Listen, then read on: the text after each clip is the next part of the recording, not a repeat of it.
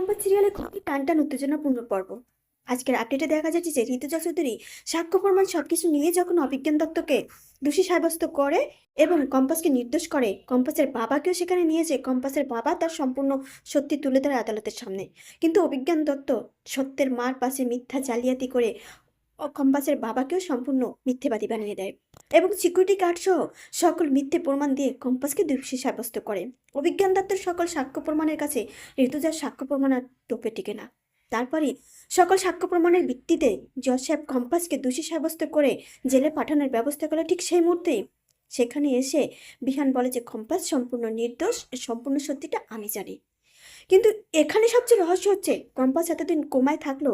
Compass compass সিরিয়ালের সবচেয়ে রহস্যজনক যেটা হচ্ছে সেটা হচ্ছে বিহান কোমায় গেল, ঠিক কবে বিহান কোমা থেকে ফিরে আসে সেটা রহস্য এখনো খোলা হয়নি।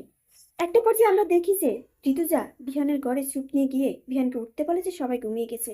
তারপর বিহানকে ঋতুজা স্যুপ খাইয়ে দিয়ে বলে কালকে হিয়ারিং, কালকে সত্য মিথ্যার রায় হবে।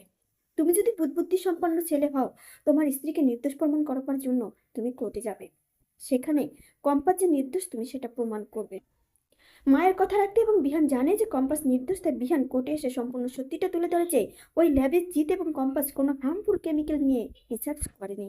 কে বা কারা করছে সকল প্রমাণই আমার কাছে আছে। তাহলে কি বিহানের দেওয়া সকল তথ্য প্রমাণে ফেসে যাবে অভিজ্ঞান দত্ত এবং অখিলেশ চৌধুরী? এই যে কম্পাসকে জেলে পাঠানোর খুশির হাসিটা যে হাসলো অভিজ্ঞান দত্ত, অখিলেশ চৌধুরী, মোনালিসা এবং মুক্তি, তাদের কি হবে? হাসিটা কি চিরতরে মলিন হয়ে যাবে? অভিজ্ঞান দত্ত কি তার সেই ওকালতির সার্টিফিকেট হারাবে? সে কি বারকোট থেকে বরখাস্ত হবে, জেলে যাবে? সেটা দেখার অপেক্ষা আমরা। আপনারা তো তাই চান।